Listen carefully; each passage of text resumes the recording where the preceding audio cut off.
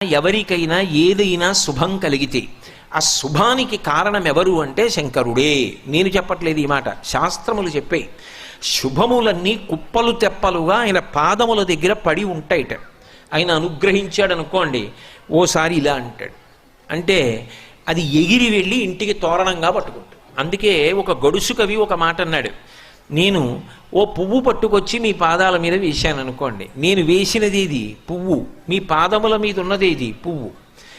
నేను ఒక పువ్వు పట్టుకెళ్ళి మల్లికార్జున లింగం మీద వేశాను అనుకోండి, పరమ ప్రేమతో వేశాను అనుకోండి, ఆ పువ్వు ఓ ఏడాది తర్వాత నా ఇంటి మనవడు. నేను ప్రేమతో వేసిన పువ్వు 2 ఏళ్ల తర్వాత నా ఇంట్లో మనవరాలు. నేను ప్రేమతో వేసిన పువ్వు నేను కట్టుకునే ఒక ఇల్లు. నేను వేసిన పువ్వు నాలో కలిగేటటువంటి భక్తి. నేను వేసిన పువ్వు ఏ వయస్సులో నాకు రావాలో ఆ వయస్సు